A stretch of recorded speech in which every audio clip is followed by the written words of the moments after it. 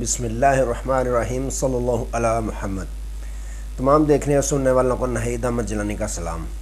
ناظرین، آپ کو جیلانی جی یوٹیوب، ٹک ٹاک اور فیس بک پیج پر خوش آمدید۔ اللہ عز و جل سے دعا ہے اللہ عز و جل آپ کو جہاں بھی رکھے اپنے اہل خانہ سمیت باخریت رکھے، خوش بھی رکھے اور محفوظ بھی۔ ناظرین کرام، اپنی گفتگو کا آغاز کرنے سے پہلے تمام خواتین و حضرات سے یہ گزارش ہے جو ہمارے چینل پہ ابھی نئے ہیں وہ جیلانی جی چینل سبسکرائب فرما لیں تاکہ روزانہ آپ تک ہماری نئی ویڈیوز آسانی کے ساتھ پہنچ سکیں۔ بلا تاخیر اپنی گفتگو کا آغاز کرتا ہوں۔ خط والے جج کے گرد گھیرا تنگ اور آصف زرداری نے بھٹو کی یاد تازہ کر دی۔ تحریک انصاف کے لیے بڑی خوشخبری آ ہی گئی۔ ان تمام ایشوز پہ میں نے بات کرنی ہے۔ ناظرین اکرام، سب سے پہلے بات کرتے ہیں صدر مملکت جناب محترم آصف علی زرداری صاحب کے متعلق کہ ایک زرداری سب پہ بھاری جو ایک نعرہ انہوں نے بنایا ہوا ہے، وہ واقعی انہوں نے اس نعرے کو پختہ کر کے دکھا دیا ہے کہ یہ نعرہ نہیں، یہ حقیقت ہے۔ ہوا کیا؟ ہوا کچھ ایسا کہ آپ کو پتہ ہے کہ ضمنی الیکشن کا موسم سیزن جاری ہے۔ 21 اپریل کو ملک پاکستان میں ضمنی الیکشن ہونے جا رہے ہیں، تو ان کی خاتون اول کا جس کو درجہ دیا، ان کی بیٹی آصفہ بھٹو، وہ بھی الیکشن لڑ رہی ہیں لاڑکانہ NA 207 سے۔ تو انہوں نے بالکل ویسا ہی کیا جیسا فروری کے الیکشن میں جو دیکھنے کو منظر آئے، کاغذات چھینے گئے، کاغذات مسترد کروائے گئے مخالفین، خاص طور پر پاکستان تحریک انصاف کے۔ انہوں نے بالکل ویسے ہی کیا کیونکہ تجربہ کامیاب ہوا تھا ماضی میں۔ انہوں نے مخالفین کے تمام کاغذات مسترد کروا دیے۔ پاکستان تحریک انصاف کے امیدوار چلے گئے الیکشن ٹریبونل سے جیسے وہ نکل رہے تھے، سندھ پولیس نے ان کو اٹھایا، اغوا کیا اور اس کے بعد میدان صاف ہو گیا۔ تو آصفہ بھٹو کا نوٹیفیکیشن جاری ہوا، بلا مقابلہ MNA منتخب ہوئیں خاتون اول۔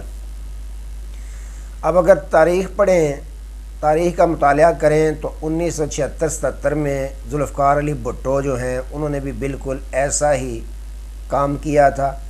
اپنے مد مقابلہ اپنے حلقے میں جو تھے اس کو آفر کی کہ میں بلا مقابلہ جیت جاؤں گا، اگر تمہیں بھی کسی اور حلقے سے بلا مقابلہ جتوا دوں گا، لہٰذا تم میرے مقابلے سے دستبردار ہو جاؤ۔ جب وہ انکار ہوا تو بھٹو صاحب نے بھی اس کے ساتھ ایسے ہی برتاؤ کیا، اور صرف اس کے ساتھ نہیں بلکہ اپنے جو وزرائے اعلیٰ تھے سندھ، پنجاب، بلوچستان، ان کو بھی بلا مقابلہ جتوا کر ان کے مخالفین کو اغوا کر کے یہ بتا دیا کہ طاقت ہمارے پاس ہے۔ تو ناظرین اکرام، بھٹو زندہ ہے کا نعرہ تو ہم سنتے آ رہے ہیں، لیکن بھٹو کی یاد جو تازہ کی ہے آصف زرداری صاحب نے، یہ کل کی ہے کہ پوری دنیا دیکھ رہی ہے کہ کس طرح انہوں نے اپنی بیٹی کو بلا مقابلہ کامیاب کروا لیا۔ اس سے قبل اگر دیکھیں تو جو گزشتہ الیکشن فروری میں ہوئے ہیں جنرل الیکشن، اس میں بھی ایسا ہی تجربہ کیا گیا جس سے ان کے دل بڑھ گئے کہ ہم ایسا کریں گے، ہمیں کون سا کوئی پرواہ ہے۔ تو یہ ہے پاکستانی جمہوریت جس کا جنازہ بڑی دھوم سے نکلا تھا اور نکل رہا ہے۔ اب بات کرتے ہیں ناظرین اکرام، جو خط والے جج حضرات ہیں ان کے متعلق۔ قاضی صاحب نے جو گھٹنے ٹیکے موجودہ حکومت کے سامنے، شہباز شریف صاحب سے ملاقات کی۔ ویسے آپ کو یہ معلوم ہے کہ قاضی صاحب نے چیف جسٹس بننے سے پہلے بھی PDM کے اجلاس میں پارلیمنٹ میں انٹری ڈالی تھی، جب سب حیران و پریشان ہو گئے تھے۔ اصل میں وہ بتانا چاہتے تھے، اپنی سمت کا تعین کرنا چاہتے تھے کہ یہ سمت ہے میری۔ انہوں نے اپنی سمت واضح کر دی تھی کہ میں انہی کے ساتھ چلوں گا، لہذا کسی کو کوئی تکلیف ہوتی ہے تو ضرور ہوئے۔ انہوں نے اپنی سمت کا تعین اسی وقت کر دیا تھا اور پاکستانی قوم کو بتا دیا تھا کہ میں اس PDM حکومت کے ساتھ چلوں گا۔ اچھا، اب ملاقات کی انہوں نے، کمیشن کا اعلان ہوا اور کل اللہ کر کے کابینہ کا اجلاس بٹھایا۔ میاں شہباز شریف صاحب جو انسٹال وزیر اعظم ہیں، انہوں نے کابینہ کے اجلاس میں یہ فیصلہ کیا، تصدق حسین جیلانی صاحب ان کو سربراہ مقرر کیا اس کمیشن کا، جو انکوائری کمیشن بنایا گیا، جج صاحبان کے متعلق انکوائری کرے گا۔ کیا ان کو دھمکیاں دی گئیں یا مداخلت کی گئی ان کے کام میں یا نہیں کی گئی؟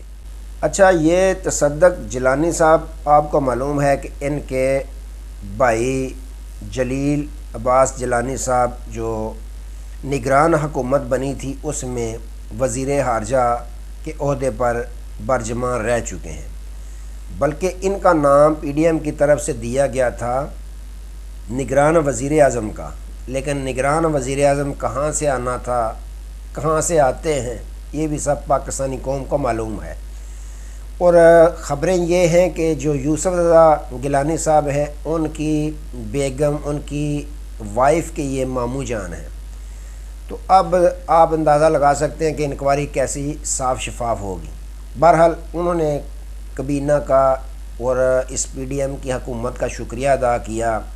تصدق جیلانی صاحب نے، جو سابق چیف جسٹس ہیں، انہوں نے کہا کہ میں صاف شفاف طریقے سے انکوائری کروں گا۔ ساتھ ہی یہ بھی بیان آ گیا کہ یہ جو جج صاحبان نے اداروں پہ الزام لگایا ہے یہ کچھ غیر مناسب ہے۔ اب آپ خود اندازہ لگا لیں کہ اس کی تحقیقات کیا باقی رہ چکی ہیں۔ جس کام کے لیے تحقیقات کرنی ہے، انکوائری کرنی ہے، اس کے متعلق اگر پہلے ہی دن کہہ دیا جائے کہ یہ غیر مناسب ہے تو پھر انکوائری کیا خاک رہ گئی ہے پیچھے، وقت کا ضیاع ہے۔ اچھا، اس میں حکومتی اعلیٰ افسر نے یہ بھی ذرائع خبریں دے رہے ہیں کہ یہ انکشاف کیا ہے کہ ہم تو پہلے ہی چاہتے تھے، حکومت تو پہلے ہی چاہتی تھی کہ یہ 6 عدد جو جج صاحبان ہیں عمران خان کے کیس نہ سنیں۔ اب کیوں نہ سنیں؟ آپ کو اس کا بھی بخوبی علم ہے کہ جسٹس بابر ستار صاحب نے کیسا فیصلہ دیا تھا ڈی سی اسلام آباد کے خلاف، یا سمن رفت امتیاز صاحبہ نے کیسے فیصلے دیے۔ تو اعلیٰ افسر کا یہ کہنا ہے کہ حکومت تو پہلے ہی نہیں چاہتی تھی کہ یہ جج صاحبان عمران خان کے کیس سنیں۔ تو اب تو یہ ممکن نظر آ رہا ہے کہ جب تک یہ کمیشن اپنی انکوائری مکمل نہیں کرتا تو ان جج صاحبان کو یہ حکم دے دیا جائے گا کہ آپ سابق وزیر اعظم عمران خان صاحب کے کیسوں کو نہ سنیں۔ تو ناظرین اکرام، یہ تو مسئلہ بالکل ویسے ہی بننے جا رہا ہے جس طرح لیاقت چٹھا صاحب نے ایک پریس کانفرنس کی، اس کے بعد جس کے خلاف پریس کانفرنس کی گئی یعنی الیکشن کمشنر کے خلاف، تو الیکشن کمشنر کو ہی یہ ذمہ داری سونپ دی گئی کہ آپ انکوائری کریں۔ پھر الیکشن کمیشن نے انکوائری کرائی تو اس کے بعد یہ خبریں آئیں۔ لیاقت چٹھا تو منظر عام تک ابھی تک نہیں آئے، لیکن ان کے متعلق یہ خبریں آئیں کہ انہوں نے باقاعدہ معافی مانگ لی ہے۔ انہوں نے کہا کہ میں پریشان تھا، ذہنی ٹینشن میں تھا، معافی چاہتا ہوں، مجھ سے غلطی ہو گئی ہے۔ تو اب جو جج صاحبان کے لیے یہ کمیشن، انکوائری کمیشن بنوایا گیا ہے، اس میں بھی لگ یوں ہی رہا ہے کہ اسی طرح کا رزلٹ آنا ہے جس طرح پہلے ہی دن یہ کہہ دیا گیا کہ یہ اداروں کے خلاف جج صاحبان کا الزام غیر مناسب ہے۔ اب ہو سکتا ہے کہ ان کو بھی جب تک انکوائری چلتی رہے گی معطل کر دیا جائے، اس کے بعد فیصلہ یہی آ جائے کہ ہم سے غلطی ہو گئی ہے۔ بہرحال انسٹال وزیر اعظم صاحب نے 2 ماہ کا اس کے لیے وقت دیا ہے انکوائری کمیشن کو کہ 2 ماہ میں آپ نے انکوائری مکمل کرنی ہے اور رپورٹ جاری کرنی ہے۔ اب اگر آپ دیکھیں تو جو حاضر سروس جج صاحبان ہیں ان پہ پریشر پڑتا جا رہا ہے، وہ پریشر برداشت نہیں کر رہے۔ اس کی وجہ کیا ہے کہ بے شک انہوں نے خط لکھا، ان کا حوصلہ بڑا شوکت صدیقی کے کیس کو دیکھتے ہوئے، لیکن فیصلے تو سارے ان کے عمران خان کے خلاف گئے۔ اب 30-31 سال سزا سنا دی۔ کس وجہ سے سنائی؟ صرف وجہ یہی تھی کہ ان پہ جو مداخلت کی جا رہی تھی۔ خان صاحب تو ویسے پہلے ہی بہت پہلے کہہ چکے تھے کہ کس نے کون سی جگہ مداخلت کی، کون افسر کہاں پہ بیٹھا ہوا تھا، یہ تو انہوں نے ساری باتیں بتا دی ہیں۔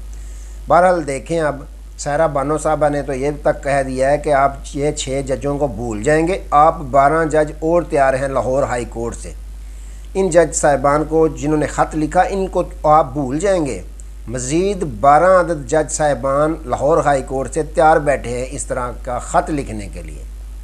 اب دیکھیں آگے آگے ہوتا ہے کیا۔ بہرحال پاکستان تحریک انصاف کے لیے بڑی خوشخبری ہے کہ پاکستان تحریک انصاف کے سابق جو وزیر اعظم عمران خان صاحب ہیں ان کے اور سپرنٹینڈنٹ جیل کے درمیان SOP طے پا چکے ہیں ملاقات کے حوالے سے۔